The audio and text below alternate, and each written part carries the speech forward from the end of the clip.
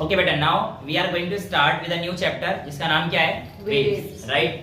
Waves वह सुनने में लगता है कि टफ है, बाहर इधर से सुन के आ रहे हो, मेरा थोड़ा लेट ही शुरू होता है, बट कोई दिक्कत नहीं है। जैसे सारे चैप्टर चले अब तक, कोई चैप्टर टफ लगा है? नहीं।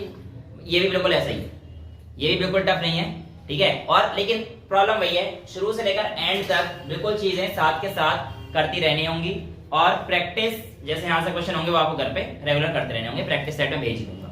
वेल, अब हम लोग स्टार्ट करते हैं। What is wave? वेव क्या है?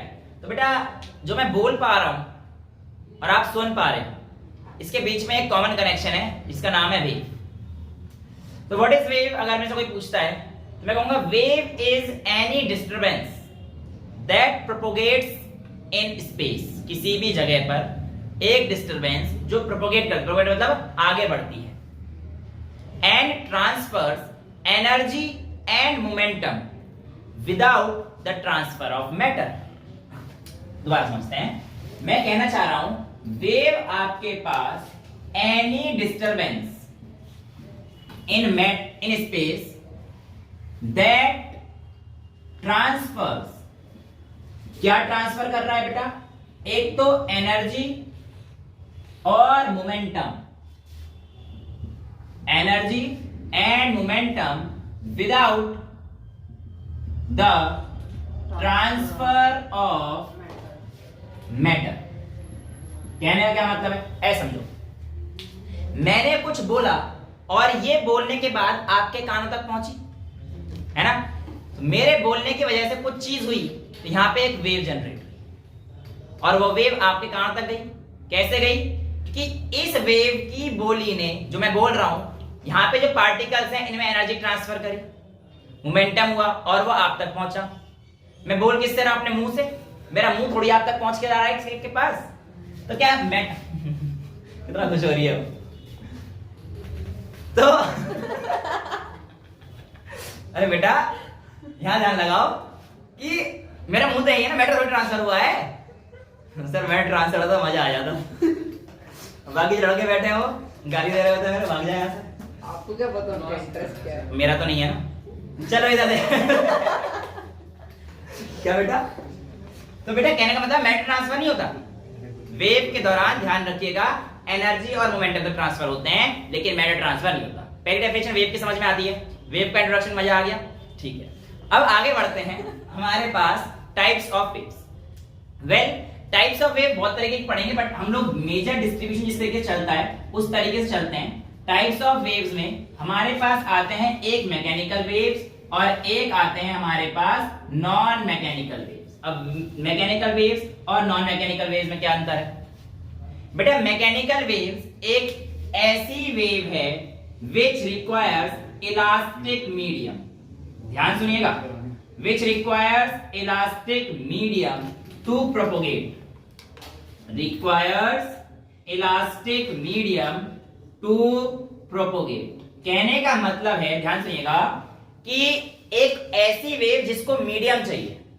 बुक में लिखा रहता है कि एक मीडियम जिसको मिल जाए, जिसको मीडियम चाहिए ट्रेवल करने के लिए, वो हमारे पास कौन सी वेव आती है? Mechanical waves. लेकिन मैं यहाँ पे एक वर्ड यूज कर रहा हूँ, इलास्टिक मीडियम। इसके पीछे की कहानी मैं अभी आपको थोड़ी देर में बताने वाला, लेकिन नॉन मैकेनिकल वेव जिनको कोई मीडियम नहीं चाहिए ट्रेवल करने के लिए, इनको कोई भी मीडियम नहीं चाहिए ट्रेवल करने के लिए, ये नॉन मैकेनिकल वेव। इसके एग्जांपल कितने? जितनी भी सारी ईएम वेव्स थी, माइक्रोवेव, रेडियो वेव, लाइट, ये सारी चीजें हमने पढ़ी थी। यूवी वेव, इंफ्रारेड, जितनी पढ़ी थी वो सारी किसमें? Non mechanical. तो इन्हें कोई मीडियम चाहिए नहीं ना बेटा, राइट? अब जो हमारे पास मैकेनिकल वेव्स हैं, आज जो हमें पढ़नी है, वो अभी हम लोग दो तरीके की पढ़ेंगे। तो मैकेनिकल वेव में जो फर्स्ट वेव है वो हमारे पास आएगी बेटा ट्रांसवर्स वेव, और जो सेकंड आएगी वो हमारे पास आएगी लॉन्गिट्यूडिनल वेव, राइट? दो टाइप है। हाँ, ये मैकेनिकल वेव्स के फर्दर टाइप्स होते हैं। पहले मैंने आपको वेव्स की डेफिनेशन बताई, वेव के दो टाइप, फिर मैकेनिकल वेव, उसका बाइफर्केशन कर दिया किसमें? ट्रांसवर्स वेव्स और लॉन्गिट्यूडिनल वेव्स। यहां तक किसी को कोई दिक्कत? अब बात करते हैं हमारे पास ट्रांसवर्स वेव की। पहले थ्योरी समझ लेते हैं, फिर एक दो खिलौने में लेके आया था बाजार से, दिख गए थे मुझे, मैंने कहा ये तो बढ़िया खिलौना है, इससे तो वेव समझा सकता है, तो मैंने खिलौने का उठा लिया, तो वो खिलौना खेलिए करके देख लेंगे। ठीक है, टेंशन वाली चीज, हाँ ये जो तुम्हें दिखा है ना चूड़ियां वाला, जूम जूम जूम, इसे खेलेंगे अभी। ये क्या कर रही है? अरे बेटा इससे ऐसे खेलते हैं क्लास में नहीं, क्लास के बाहर भी। यहाँ पर देखते हैं, यहाँ पर देखते हैं, मेरी बात सुनिएगा, ट्रांसफर वेव्स कैसी वेव्स है।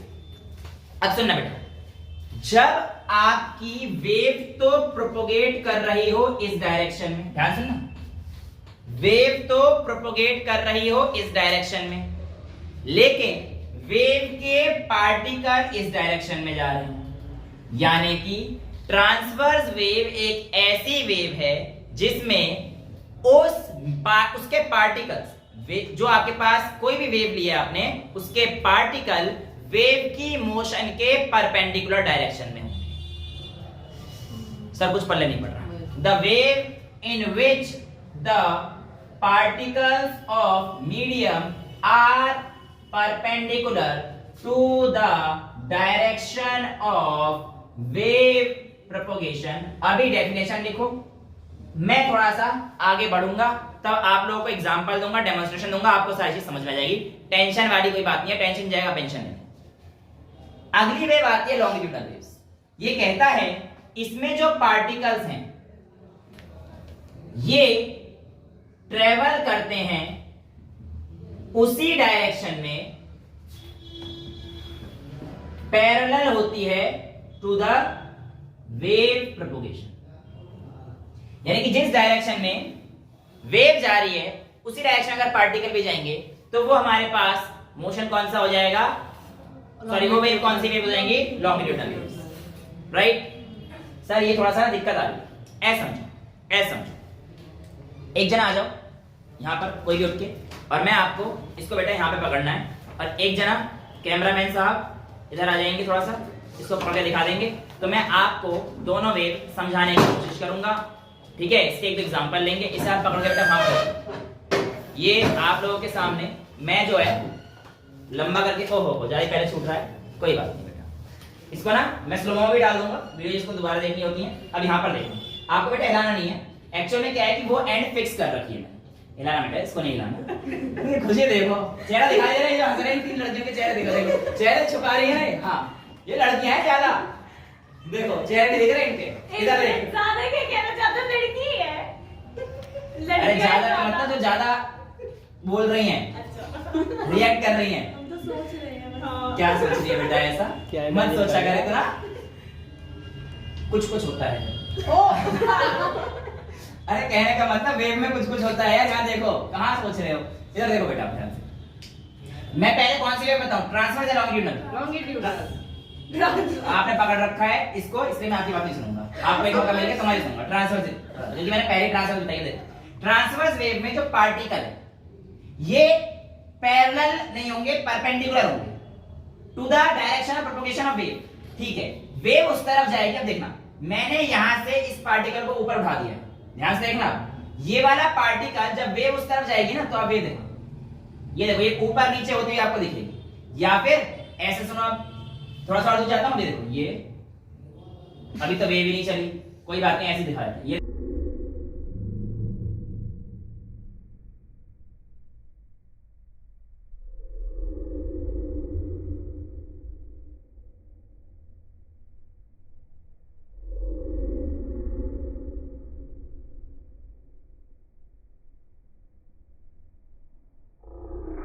जब वेव है वो आगे की तरफ जा रही है, पर पार्टिकल कैसे जा रहा है, ऊपर नीचे जा रहा है। तो जब पार्टिकल, क्योंकि इसको आप पकड़ोगे तो ये एक पार्टिकल ऊपर था, फिर नीचे गया, फिर ऊपर नीचे गया, आगे ट्रांसफर किया ना। अब तुम्हें जोड़िए कि ये वाला पार्टिकल, इस पार्टिकल के अंदर जो एनर्जी होती है उसने आगे ट्रांसफर कर दी, तो तुम्हें क्या दिख रहा है कि वेव तो आगे जा रही है, पर जो पार्टिकल है ऊपर नीचे भी हो रहे हैं। सर हम कैसे डिफरेंस करेंगे कि लॉन्गिट्यूडनल वेव कैसे, देखो ये मैंने इसको पकड़ा, ये मैंने इसको पकड़ा, पिछली बार ऊपर नीचे देखा बेटे, वहां से हिलाना मत, बिल्कुल जैसे पकड़ रखा है वैसे रहना, ठीक है। ये मैंने इसको पकड़ा, अब मैं इसे अगर छोड़ूंगा तो जो वेव जाएगी ना, वो बस उस डायरेक्शन में वेव जाएगी, पार्टिकल उसी रहेगा। दिख रहा है, दोबारा देखना है, देख लो, 5-6 वाले ये देखो सर, ये जैसे आगे जा रही है और पीछे फिर आ रही है, तो वो तो वहां से रिफ्लेक्ट होके आ रही है ना, वो तो स्प्रिंग वाला काम वहां पे भी चल रहा है, वहां पे फिक्स होगी, वो एनर्जी इधर ट्रांसफर करेगी, वो तो काम चल रहा है। लेकिन अब देखो जरा मैं ऐसे, यहाँ पर आपके पार्टिकल्स हैं, अब जैसे मैं इन पार्टिकल्स को छोड़ूंगा इस तरीके से, तो वेव ऐसे जाएगी, अब की बार ऊपर नीचे नहीं गई। देखो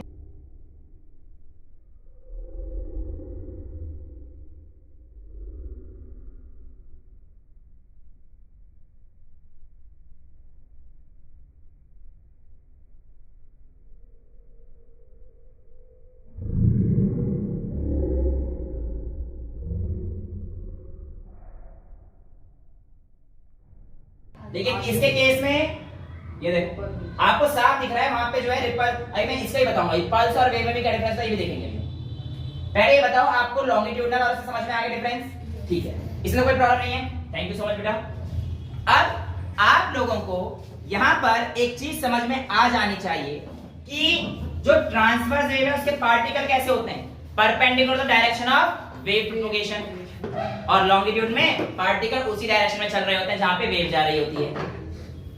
अब यहां पर याद रखिएगा कि जो ट्रांसवर्स वेव है, इस वेव को आप लिक्विड और गैस में, और नहीं, लिक्विड एंड गैस में डेवलप नहीं कर सकते, कि कोई ऐसा तरीका नहीं है जिसमें आप उसके पार्टिकल्स को वेव के परपेंडिकुलर कर सकें। तो सिर्फ सॉलिड में पॉसिबल, तो ये सिर्फ सॉलिड में होता है। लेकिन रुक जाओ, लिक्विड में ट्रांसवर्स वेव्स देखी गई, लिक्विड में ट्रांसवर्स वेव्स देखी गई। जैसे कि आपके पास एक पॉन्ड की सरफेस है, उसमें आप पत्थर डालते हो तो वेव आगे भी जाती है, पानी आगे और गोल गोल करके ऐसे रिपल्स भी हो रहे होते हैं। अब यहाँ पे ताला थोड़ी बना सकता हूं, मैं तो पत्थर ला के देख बेटा, पत्थर समझ पा रहे हो ना कहानी को? तो यार ये तो ट्रांसफर वेव ही तो सर, वेव तो आगे जा रही है और वो जो डायरेक्शन गोल गोल वाला है वो ऐसे कुछ कहानी है ना। देखो ये वेव तो आगे भी जा रही है और इसके पार्टिकल हर बार इस तरीके से ये परपेंडिकुलर भी जा रहे हैं। देखो ये तो इस पॉइंट पे टेंजेंट बनाएगा, ये रिपल्स तो ऐसे जाएंगे, इसके पार्टिकल मूव आगे जा रहे हैं तो ऐसे नहीं कर रहे हैं। तो इस बात का सर आप मतलब गलत बता रहे हो, क्योंकि लिक्विड में ये आपने पॉइंट की कहानी बताई और आप कह रहे हो कि ट्रांसवर्स मीडियम और ट्रांसवर्स वेव लिक्विड में होती नहीं है। सर आप गलत बता रहे हो, रुक जाओ, मैंने गलत नहीं बताया, ये बिल्कुल सही है। अगर आपके पास ऑप्शन आएगा आपको टिक यही करना पड़ेगा। लेकिन मैंने एक वर्ड लिखा था वेव्स इलास्टिक मेम्ब्रेन, वेव्स का रिलेशन मैंने मैकेनिकल लिखा था जिसको रिक्वायर्स इलास्टिक मेम्ब्रेन। याद करो लिक्विड की सरफेस पर एक स्ट्रेच मेम्ब्रेन रहती है उसके सरफेस टेंशन की वजह से, और यही इलास्टिक मेम्ब्रेन जो उसके सरफेस टेंशन की वजह से होती है, उसी वजह से सिर्फ और सिर्फ लिक्विड की सरफेस पर ट्रांसवर्स वेव्स देखी जा सकती है। तो ये कहना कि लिक्विड में ट्रांसवर्स वेव्स नहीं होती, गलत। एग्जांपल तो हम देते हैं बट हाँ ये बात जस्टिफाई होती है क्योंकि उसके अंदर सरफेस पे इलास्टिक स्ट्रेच मेम्ब्रेन है ना, तो हम लोग इस मीडियम को हटा, मतलब जनरली बुक्स में ये लिखा रहता है which requires medium to propagate, नहीं, मैं इलास्टिक वर्ड का यूज करना चाहूंगा यहाँ पर और मैंने आपको एग्जांपल दे दिया कि मैं क्यों करना चाहता हूं। प्रॉपर चलेगा? हाँ, लॉन्गिट्यूडनल वेव्स में कोई ऐसा कंपल्शन नहीं है। तो फिर लिक्विड और गैस को तो हटा दो ना फिर। लिक्विड और गैस को क्यों हटा दो बेटा? लिक्विड के अंदर ट्रेवल नहीं करेगी, सिर्फ और सिर्फ सरफेस पे वेव ट्रैवल करेगी। आपको जो रिपल्स बनते हुए दिखाई देंगे ना, वो सिर्फ सरफेस पे दिखाई देते हैं, अंदर कोई नहीं होता, उसके अंदर तो बस पानी आगे चल रहा होता है। यानी कि अगर आप लिक्विड का मोशन पढ़ रहे हैं उस समय पत्थर फेंकने के बाद, तो वो ट्रांसवर्स वेव भी कर रहा है और लॉन्गिट्यूडनल वेव भी कर रहा है। कैसे? क्योंकि वेव आगे बढ़ रही है और उसके परपेंडिकुलर आपके रिपल्स बन रहे हैं, तो आगे का मोशन भी हो गया और परपेंडिकुलर मोशन भी हो गया, राइट? अच्छा, यानी कि सर कोई और अच्छा एग्जांपल दो जिसमें हमें पता पड़े कि आप जो है लॉन्गिट्यूडनल और ट्रांसवर्स वेव दोनों हमें बता सकते। देखो लॉन्गिट्यूडनल वेव वो जो मैं आपको बोल रहा हूं, ये लॉन्गिट्यूडनल वेव क्योंकि यहां से ऐसे पैरेलल गई नहीं, वेव की प्रोपगेशन भी इसी डायरेक्शन में और वेव के पार्टिकल भी इसी डायरेक्शन मूव कर रहे हैं। जब भी लॉन्गिट्यूडनल वेव, अभी मैं आपको एक एग्जांपल और दूंगा, टेंशन ना लो, बहुत बेसिक एग्जांपल दूंगा तो मेरे को सारा समझ में आ जाएगा बड़े तरीके से, तुम्हारे लिए गाना ही हो जाऊंगा मैं, प्रैक्टिस करिए। मैंने लॉन्गिट्यूडनल वेव्स जब भी होती है, ध्यान सुनना, तो आपके पास जोन बनते हैं कंप्रेशन और रेयरफेक्शन। किस किस के जोन बनते हैं बेटा? कंप्रेशन और रेयरफेक्शन। अगर मैं इसे समझाना चाहूं तो देखो बेटा ये वेव है, जहां जहां पर डिस्टेंस ज्यादा बड़ा हो जाता है इसे बोलते हैं हम रेयरफेक्शन, और जहां जहां पर ये डिस्टेंस ये वाला जैसे कम वाला जोन है इसको मैं बोलूंगा कंप्रेशन। कंप्रेशन में एरिया क्या हो गया है, कम हो जाता है, तो एरिया कम होने से pressure is equals to force upon area होता है। एरिया कम हो जाता है तो प्रेशर बढ़ जाता है, इसलिए कंप्रेशन को हम लोग हाई प्रेशर जोन भी बोल देते हैं। रेयरफेक्शन में एरिया बढ़ गया, रेयरफेक्शन में एरिया बढ़ गया, इसलिए इस जोन को हम लोग लो प्रेशर जोन भी बोल देते हैं। क्लियर है, समझ में आ रही है, कोई दिक्कत तो नहीं है। हाई प्रेशर जोन होने की वजह से कंप्रेशन में जो पार्टिकल की डेंसिटी है वो ज्यादा पाई जाती है, density is more in compression, और उसमें क्या हो जाएगी, डेंसिटी कम हो जाएगी, लो हो जाएगी। समझ में आ रही थी चीजें, इसमें तो कोई दिक्कत नहीं। अब मैंने आपको बोला कि लॉन्गिट्यूडनल वेव की कहानी, इसमें तो कोई प्रॉब्लम होनी नहीं चाहिए, कंप्रेशन रेयरफेक्शन आपको समझ में आ जाना चाहिए। अब अगर मैं आप लोगों को बोलता हूं, ध्यान सुनना, कि एक कोई भी वेव है और वो इस तरीके से ट्रेवल कर रही है, राइट, तो याद रखना मैंने आपको एस्टिमेट में बोला था कि पार्टिकल के पास टेंडेंसी होती है it will always try to shift towards the mean position, ये तो हमने पढ़ाई है। तो अगर मैं आपको दिख रही है वेव, तो मेरी बात ध्यान सुनना, मैं पॉइंट देता हूं एक 0, एक पॉइंट दे दिया A, एक पॉइंट दे दिया B, एक पॉइंट दे दिया C, एक पॉइंट दे दिया D। आप मुझे बताइए इनमें से किस पॉइंट पर आपको वेव ऊपर जाती हुई दिख रही है और वेव नीचे आती हुई दिख रही है? तो आप कहोगे सर OA में ऊपर जाती हुई दिख रही है, AB में नीचे दिख रही है, BC में नीचे और CD में ऊपर। तो वेव के पार्टिकल्स उसी वेव को फॉलो कर रहे हैं, वेव के पार्टिकल्स उसी वेव को फॉलो कर रहे हैं, तो वेव के पार्टिकल्स भी O से A पर ऊपर जा रहे हैं, A से B पर नीचे जा रहे हैं, B से C पर नीचे जा रहे हैं और C से D पर ऊपर जा रहे हैं, ऐसा कहना गलत होगा। ध्यान सुनिएगा, वेव के पार्टिकल्स हमेशा चाहते हैं कि वो मीन पोजीशन की तरफ आए। यहां से जब तुमने कोई एक वेव छेड़ी तो यहां पर आपके पास पहुंचने से पहले इसकी मीन पोजीशन ये थी। तो जब भी आपकी वेव ऊपर जाती है, वेव के जो पार्टिकल हैं वो नीचे की तरफ आना चाहते हैं, क्योंकि आपने उनको मेन पोजीशन से डिस्टर्ब किया है। यानी कि चढ़ती हुई वेव के पार्टिकल किस तरफ आते हैं, डिसेंड करते हैं, यानी कि नीचे की तरफ आते हैं। लेकिन जो नीचे जाती हुई वेव है, इसके जो पार्टिकल्स हैं बेटा, ये चाहेंगे इस मेन पोजीशन पर पहुंचना, तो जितने भी ये वेव है पार्टिकल्स, ये सारे इस तरीके से होंगे। और यहां पर कहानी आप लोगों को समझ में आ गई होगी कि अब हमारे पास वेव के पार्टिकल की कहानी कैसे चलती। हाँ बोलो। A से B जा रही है, वो नीचे की तरफ, A से B भी नीचे जा रही है ना बेटा, तो वेव नीचे जा रही है ना, क्या बोला, पार्टिकल रिस्टोर करना चाहते हैं जहां से वो बिगड़े।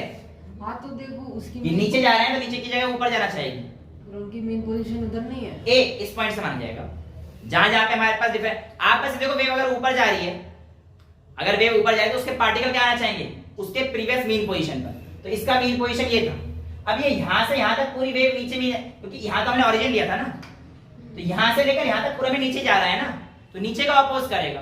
तो नीचे का अपोज करने का मतलब क्या, ऊपर आएगा। आप इस पॉइंट को मीन पोजीशन कैसे ले लोगे, ये देखो आपने A to B ऊपर की तरफ किया, A to B ऊपर की तरफ किया, तो ये पोजीशन C थी, वो A to B, A to B, हाँ, क्योंकि वेव नीचे जा रही है ना, तो वेव नीचे जाने के लिए पार्टिकल क्या करेंगे, अपोज करना चाहेंगे उसका। क्यों, वो तो मेन पोजीशन पे आ रही है ना। मीन पोजीशन B थोड़ी है, मीन पोजीशन अब A है। पहले C थी, मतलब O थी, फिर A है, फिर आपके पास मीन पोजीशन C है। ओरिजिन को नहीं लेके, नहीं, ऐसा कोई पूरे में ओरिजिन को उसमें कंपल नहीं, ऐसा नहीं है, ठीक है, समझ में आया। हाँ, बाकी आप ये भी कह सकते हो कि अगर इस वेव में ये जा रही है, जैसे स्ट्रिंग का एग्जांपल अगर मैं लेता, एक बार समझाऊंगा तो देखेंगे कि उसमें क्या होता है चीज, ठीक है। लेकिन अभी आपको ये समझ में आ गया कि वेव के पार्टिकल हमेशा कहां आना चाहेंगे, अपने मेन पोजीशन पे। इस वजह से चढ़ती हुई वेव है हमेशा कहां जाएंगी, नीचे की तरफ जाएंगी, और जो उतरती हुई वेव है उसके जो पार्टिकल्स हैं वो कहां पे जाएंगे, हमेशा ऊपर। ठीक है, बड़ा सोच के शब्द बोलने पड़ते हैं मेरे को। यहाँ पर अगर हम लोग आगे देखते हैं, अब एक दो चीजें और आप लोगों से पूछी जाती हैं। एक होता है हमारे पास क्रस्ट और एक होता है ट्रफ। किसी भी वेव का ऊपर पहुंचते समय जो मैक्सिमम डिस्प्लेसमेंट होता है फ्रॉम द मीन लाइन या मीन पोजीशन।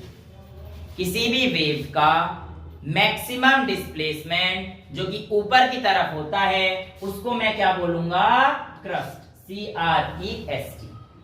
क्रस्ट के बाद आप लोगों के पास दूसरा जो आता है वो आता है वेव का नीचे की तरफ, ये वाला पोर्शन जो होता है यानी कि नीचे की तरफ वाला मैक्सिमम एम्पलीट्यूड, उसको हम लोग क्या बोलते हैं? ट्रफ।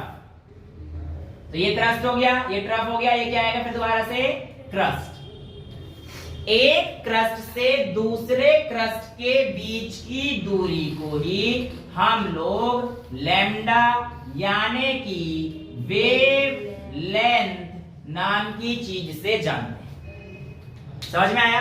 तो आप मुझे बताइए कंप्रेशन और रेयरफेक्शन क्या ट्रांसवर्स वेव्स में कभी आएगा? नहीं, वो तो सिर्फ और सिर्फ लॉन्गिट्यूडनल वेव में आएगा। मैंने आपसे कहा कि अगर आपको कोई एक ऐसा एग्जांपल देना है जिसमें आपके पास लॉन्गिट्यूडनल और ट्रांसवर्स वेव्स दोनों साथ चल रही हो, तो एक तो एग्जांपल आपको वाटर वाला आ जाएगा, लेकिन सर वाटर वाला तो हमारे पास समझ में आया नहीं। तो दूसरा है लो स्ट्रिंग्स, गिटार के स्ट्रिंग्स। ध्यान सुनना, गिटार की स्ट्रिंग जब बजती है, बता देते हैं, ये देखो लाया हूं, ये देखो, है ना? अभी गिटार खराब है, मेरे को बजाना तो आता नहीं, मैं तो शौक में मेरे को किसी ने गिफ्ट दे दिया था और यही करता है। पर देखो ध्यान से, गिटार की स्ट्रिंग ये जो बज रही है, ये वेव तो इस तरफ जा रही है, बट इसके पार्टिकल देखोगे तो ऊपर नीचे हो रहे हैं ना पार्टिकल, देख पा रहे हैं ना? देखो ये देखो, ये ऊपर नीचे हो रहे हैं, लेकिन इसकी जो आवाज है, जो इसकी साउंड है, वो तो आप तक पहुंच रही है।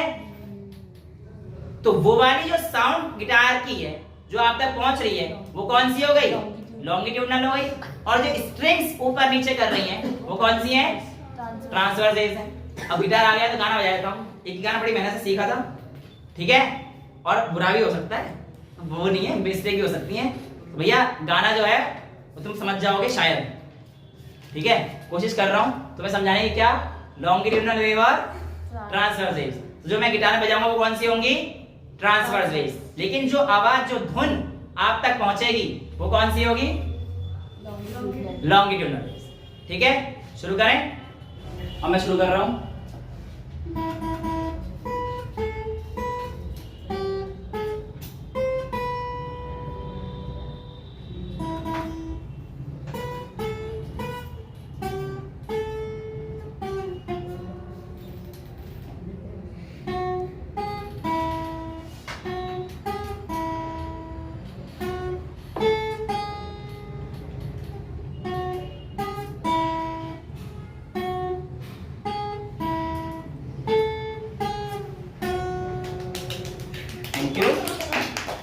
तेरी बाहों में मर जाए हम, खत्म हो चुके। और कैमरा वापस लगा देते हैं। तो बेटा अब हम लोगों ने ये चीज सीख ली है कि हमारे पास ट्रांसवर्स वेव्स क्या होती है और लॉन्गिट्यूडनल वेव्स क्या होती है, राइट? समझ में आ गया? अब तो कोई दिक्कत नहीं। एक ऐसी वेव जहां पे आपको दोनों चीजें देखने को मिलेगी, कौन सी वेव हो जाएगी? गिटार की स्ट्रिंग। समझ में आ गया? कोई दिक्कत तो नहीं? अब तो आ गया होगा, बहुत अच्छे से समझ आया। बस ये गाना मैंने बहुत मुश्किल से सीखा था, सच बताऊं। अरे और बड़ा प्यारा था, प्यारा था ही। बड़ा प्यारा। चलिए गाना ही प्यारा गाने की तो कह रहा हूँ, गाने तो कह रहा था, और कौन? तुम्हारे थोड़ी कह रहा हूँ। Shut up. ऐसा टीचर को बोलते हैं, देख रहे हो?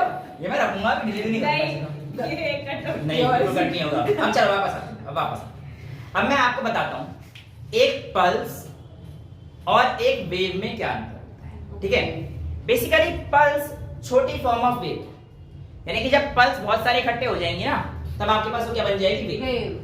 कहने का मतलब क्या होगा? अगर मान के चलो, देखो अब मैं अगर किसी भी एक रस्सी को पकड़ लेता हूँ, इसको मैंने पकड़ लिया और यहां से मैं ऐसे करता हूँ, तो बेसिकली जो एक पोर्शन हुआ होगा ना इसका, ये वाला, ये ऊपर करके ये नीचे आया होगा, वो क्या है? इसका एक पल्स। अगर मेरे को, अब यह सीधी बात, मैं किसी वेव को एक रोक नहीं सकता, क्योंकि वेव तो पार्टिकल को पूरा मीडियम में ट्रेवल कर रही है, तो पूरे मीडियम को प्रोपोगेट करती हुई जाएगी आगे। अगर मुझे उसको रोकना हो तो मैं क्या करूंगा? एक स्नैपशॉट ले लेता हूं, उसका फोटो खींच लो, स्क्रीनशॉट ले लो, तो रुक गई वहां पे वेव, उसी को स्टडी कर सकता हूं। यही होने आ सकती है, इसके बाद थोड़ी हो सकती है कुछ। तो मैंने कहा किसी भी एक टाइम पर आपकी वेव कुछ इस तरीके से चली, शुरुआत में ऐसे चली, मैंने ले लिया, कोई प्रॉब्लम नहीं है इसमें। तो ये जो एक फॉर्म है वेव की, इसको मैं क्या बोलूंगा बेटा? आपकी ये एक पल्स। समझ में आ रहा है? यस। अब मैंने कहा ये वेव, ये पल्स आगे चली और किसी एक टाइम के, मुझे नहीं पता, कोई भी एक टाइम हो सकता है, उस टाइम के बाद लेट्स से ये पल्स अभी यहां पहुंच, मतलब ये एक ही हाँ, है, वो आगे चल अब वो अभी आगे पहुंचा, राइट? समझ में आता है? यानी कि आपने इस बार बस एक पार्टिकल को ऊपर किया है और उसने अपना वेव मोशन ऐसे, समझ में आता है? अब ये जो स्ट्रिंग है, ध्यान सुनिएगा, ये जो स्ट्रिंग है जिस पे पल्स मूव करेगी, वो उस पल्स के लिए किसका काम करेगी? मीडियम। मीडियम का काम करेगी। इसी के ऊपर तो वेव चल रही है। समझ में आ रहा है मीडियम की क्या इंपॉर्टेंस होती है? तीसरी वेव हम लोग पढ़ रहे हैं, कौन सी है? मैकेनिकल वेव है, तो इनको मीडियम चाहिए। समझ में आ रही इतनी बातें? अब मैंने कहा अगर इस पॉइंट P उठा लेता हूं मैं, जिसका कोऑर्डिनेट x, y है, राइट? और ये वेव कुछ समय बाद आगे पहुंची और मैंने आपको दे दिया कि ये वेव पीरियोडिक है। क्या है ये वेव? पीरियोडिक। पीरियोडिक का मतलब क्या होगा? अब देखो, अब मैंने एक की जगह उसे ऊपर नीचे कर दिया, यानी कि अब क्या जो वेव जा रही है वो एक नहीं है, इस बार ये वाली है, और ये इक्वल टाइम में क्या कर रही है? ऊपर नीचे कर रही है, ऊपर नीचे हो रही है। मान के चलो, मानने में क्या जा रहा है, ठीक है? तो ये वेव कैसी है हमारे पास? मान ली पीरियोडिक है। तो पीरियोडिक अगर है तो इक्वल इंटरवल ऑफ टाइम क्या अपने मोशन को रिपीट करेगी। तो यानी कि कहीं पे भी जाए इसका फंक्शन क्या रहेगा? हमेशा सेम। यानी कि इस पॉइंट पे पहुंचने के बाद भी ये जो ये होगा, ये तो x, y रहेगा ना। मेन पोजीशन से ये आपको ऐसे में तो बताया था कि अगर एक परफेक्ट टाइम पीरियड आएगा तो टाइम पीरियड के बाद उसकी जो पोजीशन है वो तो सेम रहेगी। लेकिन इस वेव में और इस वेव में जो डिस्टेंस ये ट्रेवल किया है, इसका डिफरेंस है, बाकी कोई डिफरेंस थोड़ी है। समझ में आता है? यहां तो कोई दिक्कत तो नहीं। अब आपके पास जो आपने एक बीट दी या एक रिपल आया, उसे हम लोग क्या नाम दे रहे हैं? पल्स। और उसी पल्स को आप ततर ततर ततर ततर ततर ततर चलती जा रही है, चलती जा रही है, एक नहीं है, रिपल जब देते जा रहे हो तो वेव बनती जा रही है, देखो बनती जा रही है, बनती जा रही है। इसे हम लोग कहते हैं वेव ट्रेन। नीचे का भी ले लो, ऊपर का ले लो, बात सेम है बेटा, सेम ही है। मैं तो मान के चल रहा हूँ कुछ पॉइंट के बाद नीचे से ऊपर यहाँ पे आ गई है। तो ये जो पॉइंट है इस बार नीचे ऊपर कर रही है, नीचे ऊपर कर रही है, नीचे ऊपर कर रही है, कर तो रही है, मुझे क्या मतलब है इस बात से? कहीं पे भी जाए, बट यहाँ पे क्या हो गई? Wave train. और अगर आपका पीरियोडिक मोशन इस तरीके से है कि वो SHM भी परफॉर्म कर रहा है, यानी कि आपने जो वेव दिया है ये कुछ इस तरीके से, आपने पीरियोडिक ऐसे भी नहीं हो सकता। वापस ले जाता हूं मेरे शब्द को, मैं कह रहा हूं अगर आपने ये वेव कुछ इस तरीके से प्रोवाइड करी है कि ये वेव SHM भी शो कर रही है, अच्छा तो इस अगर ये वेव SHM भी शो कर रही है तो ऐसी वेव ट्रेन को हम लोग बोलते हैं साइनोसॉइडल वेव ट्रेन। यानी कि ये जो वेव की ट्रेन है जो ऐसे छुप छुप करती आगे बढ़ रही है, वो साइन के फंक्शन के साथ वेरी कर रही है। क्लियर है? समझ में आ रहा है? एक वेव और एक पल्स में डिफरेंस क्लियर है? पल्स के कॉम्बिनेशन में हम लोग कह सकते हैं कि वेव होती है, कोई प्रॉब्लम तो है नहीं। अब वेव को नापने के कुछ पैरामीटर्स होते हैं। वेव को नापने के कुछ पैरामीटर, मतलब वेव को बताने के, मैं नापने के लिए भी नहीं बोलूंगा, वेव को बताने के कुछ पैरामीटर्स होते हैं। आप इसे नोट करो, फिर मैं आगे बढ़ूंगा। ओके बेटा, तो हम लोग थे, वापस आ जाते हैं वेव पैरामीटर्स पर। और वेव पैरामीटर्स में हमें कुछ मतलब ऐसी चीजें जिससे में वेव के बारे में बताया जा सके, वो सारे क्या हैं? Wave parameter, right? इसे सबसे पहले आता है आपका फेज। फेज क्या है? फेज किसी भी आपको वेव की पोजीशन और वेलोसिटी के बारे में बताता है। अगर कोई भी दो पार्टिकल अगर मैं लेता हूं तो आपके पास तीन केस बन जाते हैं। चलो वैसे दो होते हैं, एक तो इन फेज, एक आउट ऑफ फेज, और एक कहते हैं not in phase. In phase वाले कौन से होते हैं?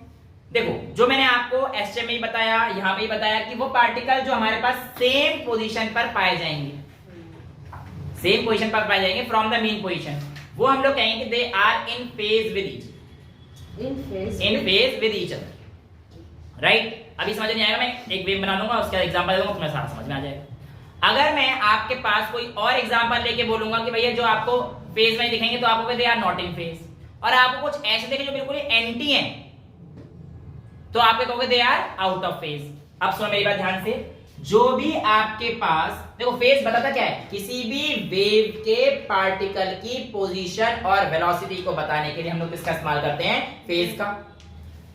पहला बताता हूं इन फेज। इन फेज में जो हमारे पार्टिकल है या वेव है वो हमारे पास बेटा 2n पाई को फॉलो करेगी, जहां पे n की value 1 2 3 n dot dot dot आगे चलते हैं। देखो करके देखो, मैंने आपको बताया था ये चीज कि साइन की वैल्यू 2 पाई के बाद क्या करती है, रिपीट करती है अपने आप को। तो यहाँ पे बात तो वही हो रही है ना, n की वैल्यू 1 रख दो, 2 पाई टू द 4 पाई, तो 2 पाई का गैप आ रहा है, इसका मतलब ये चीजें क्या करेंगी, अपने आप को रिपीट करेंगी, और इसका मतलब वो सारे सेम फेज में होंगे। लेकिन अगर आप बात करते हो आउट ऑफ फेज की, तो बेटा वो हमारे पास n पाई के फंक्शन के साथ वेरी करते हैं, जहां पे n 1 2 3 दे रखा होता है। सर ये पल्ले नहीं पड़ा, ऐसे समझो ना, 1 पाई 2 पाई, इन दोनों को आपस में आप अगर मैच करने की कोशिश करोगे तो आपके पास ये क्या होंगे, पार्टिकल्स आउट ऑफ फेज होंगे। कैसे, आइए समझिए। ये आप लोगों के पास एक वेव ट्रेन बना देते हैं, छुप छुप, अरे यार बनती तो है नहीं, पौ छुप छुप छुप छुप छुप छुप बना रहे हैं क्या वेव ट्रेन। आवाज तो कोई और निकाल रहा हो, क्यों निकाल रहा मुझे नहीं पता कि कौन सी आवाज है, मैं ट्रेन की ऐसी सुनी है। मैं बचपन में जब खेलते खेलते थे, हम लोग रेलगाड़ी खेलते थे, तो हम ऐसे ही खेल करते। अब तुम बड़े हो गए, ज्यादा अच्छे खेल खेल रहे हो बेटा। मैं समझ रहा हूँ तुम लोग, इधर देखो अब जरा। यहाँ पर ये जो पार्टिकल है, नंबर 1 दे देता हूँ, नंबर 2 दे देता हूँ, नंबर 3 दे देता हूँ, नंबर 4 दे देता हूँ, नंबर 5 दे देता हूँ। सुनना मेरी बात, चलो नंबर 6 भी ले लो, 7 भी ले लो, तुम्हारी मर्जी, कोई दिक्कत। 1 और 5 ये आपस में इन फेज, क्योंकि ये 2 पाई का डिफरेंस है। 3 और 7 3 और 7 में इन फेज। 1 एंड 2 नो, आप 1 एंड 2 का बोलोगे, they are not in phase. But 1 and 3 they are out of phase. Out of phase का क्या मतलब है कि इन पार्टिकल की जो वेलोसिटी है या मोशन है वो एक दूसरे के बिल्कुल एंटी है, ऑपोजिट है। देखो यहां से पार्टिकल नीचे आना शुरू हो रहा है, तो यहां से पार्टिकल ऊपर जाना शुरू हो रहा है। समझ में आ रहा है, यहाँ पे वेलोसिटी इस तरफ है, तो यहाँ पे वेलोसिटी इस तरफ। क्लियर है कहानी। तो ये हमारे पास सबसे पहला जो डेफिनेशन देनी होती है पैरामीटर की, किसकी देनी होती है, फेज। समझ में आता है फेज को हम लोग कैसे डिफाइन करेंगे। दूसरा हमारे पास आता है बेटा वेव की स्पीड। तो वेव की स्पीड क्या है, देखो पार्टिकल लेट से आपके पास यहां से यहां तक चला, लेट से पॉइंट पी क्यू, पी से लेकर क्यू तक चला, पी पे लेट से T1 पे था, ये यहां पे T2 पे था। तो आप लोगों के पास wave speed v is equals to distance upon time, तो p into Q, sorry P Q by T2 minus T1। Basically कुछ भी नहीं है, ये डिस्टेंस बाय टाइम को स्पीड बोल रहे हैं, बस वेव की है। तो बहुत सिंपल, मैंने पहले कहा था सारी चीजें आज तक सिंपल पढ़ाई, तो ये कौन सा टफ पढ़ाऊंगा, ये भी सिंपल ही, क्यों दिक्कत आई। ये समझ में आता है वेव स्पीड। एक वेव, अब ये जो टाइम है यहां तक, जब पूरा कंप्लीट अपने फंक्शन कंप्लीट करती है, इसको हम लोग क्या बोलते हैं बेटा, इसका टाइम पीरियड। और एक कंप्लीट टाइम पीरियड में उसने डिस्टेंस ट्रेवल किया, उसको मैं क्या बोलूंगा, वेव लेंथ, जिसको मैं किससे रिप्रेजेंट करूंगा, लैम्डा से। एक बात पूछूं? हाँ जी। अभी आपने दो ट्रफ को मिलाया था बेटा, ये तो यहां से पॉइंट चल जाएगा। हाँ आप ऐसा भी कैसे, देखो ये भी आपके पास एक वेवलेंथ है, अगर आपको ऐसे लेना है तो दोनों आप क्रस्ट को भी ले सकते हो, आप दोनों ट्रफ को भी वेवलेंथ ले सकते हो, क्योंकि आपको देखना ये है कि उस टाइम पीरियड में अगर ये बिल्कुल साइनसॉइडल वेव है तो बिल्कुल सेम फंक्शन परफॉर्म करेगी। 2 पाई का फंक्शन तो हर बार अपने आप को रिपीट करेगा, तो कोई भी 2 पाई का फंक्शन पकड़ो जो अपने आप को रिपीट कर रहा है, वो सारा हमारे पास क्या आ जाएगा, वेवलेंथ। राइट, समझ में आता है। Maximum distance from the mean position of the particle is called its amplitude। यहां तक किसी को कोई दिक्कत, यानी कि इधर भी हमारे पास क्या होगा, एम्पलीट्यूड ही होगा। समझ में आता है, यहां तो कोई प्रॉब्लम नहीं है, एम्पलीट्यूड क्लियर, आगे चल सकते हैं। इसके अलावा एक चीज आगे से हम लोग कहते हैं intensity of wave, the amount of energy that is being transferred by a wave per unit area. कितनी एनर्जी वेव ट्रांसफर कर रहा है पर यूनिट एरिया, वो उस वेव की इंटेंसिटी होती है। समझ में आती है? यानी कि अगर मैं आपको कोई वेव भेजा तो उससे कितनी एनर्जी उस एरिया पर, वो उसकी इंटेंसिटी है। तो ये 5-6 पैरामीटर्स होते हैं और तो कुछ है नहीं। वेव फ्रीक्वेंसी, फ्रीक्वेंसी हमारे पास आपको पता है कितनी साइकिल करी in the given time period, यानी कि 1 अपॉन टाइम, उसको हम लोग क्या कहते हैं? Wave frequency. Number of cycles per unit time is called its frequency. मैं कितनी बार अप डाउन किया ये उसकी फ्रीक्वेंसी है। समझ में आता है? कोई प्रॉब्लम तो नहीं? तो इस तरीके से आप लोगों को छोटी मोटी चीजें देती हैं। वो आप लोगों को पता ही है कि आप लोगों के पास किसी भी वेव की वेलोसिटी निकालने के लिए आप लोग उसकी लैम्डा इनटू फ्रीक्वेंसी कर देंगे। चैप्टर नंबर 2 में पढ़ा हुआ है। इसके ऊपर सीधे सीधे क्वेश्चन आते हैं, ये मैं नहीं करा रहा बच्चों वाले क्वेश्चन। अच्छा क्वेश्चन करा, मैं वेव फंक्शन पढ़ाऊंगा, अगली क्लास में देखेंगे। आज तो वैसे भी इंट्रोडक्टरी और बेसिक्स क्लास पर वेव कैसे चलती है आपको समझ में आ जाना चाहिए। मीडियम जब चाहिए होता है, अभी नॉन मीडियम की तो बात ही नहीं करी, नॉन मैकेनिकल की तो हमने बात ही नहीं करी। सिर्फ और सिर्फ किसकी बात करी मैंने अभी तक? इंट्रोडक्टरी, उसमें भी मैकेनिकल और उसमें सिर्फ थ्योरेटिकल क्वेश्चन था। बस आपका इंट्रोडक्शन कराना था, बस आपको बताना था कि वेव टफ नहीं है। दिख गया? आसान था? तुझे देखा तो ये जाना हाय हाय हाय, ये तो मैंने पता पड़ गया। चलिए, तो कुल मिला के आज के लिए इतना काफी है। वेव के सारे पैरामीटर क्लियर हैं और तो मेरे हिसाब से कुछ दिया नहीं है, इतना ही दिया हुआ है। और हाँ, एक चीज और बेटा, यहाँ पे जो एक लाइन है वो मैं वैसे आपको बता चुका था, बट इसमें एक्सप्लेन नहीं, तो लाइन पढ़ देता हूँ। उसने कहा है कि लॉन्गिट्यूडिनल वेव किसी भी मीडियम में ट्रेवल कर सकती है। बता दिया था कि ट्रांसवर्स के लिए केस था, तो गैस में और लिक्विड के सिर्फ सरफेस पे चलेगी, लेकिन लॉन्गिट्यूडिनल तो किसी भी चलेगी। क्रस्ट और ट्रफ के समय पार्टिकल की जो पोजीशन है वो हमारे पास, सॉरी, पार्टिकल की जो वेलोसिटी होती है एट क्रस्ट और ट्रफ, v हमारे पास कितना होता है? 0। ये भी आप लोगों को याद रखना होता है। ठीक है, चलेगा? आज के लिए इतना ही रखें। ठीक है, तो that's all for today. Thank you.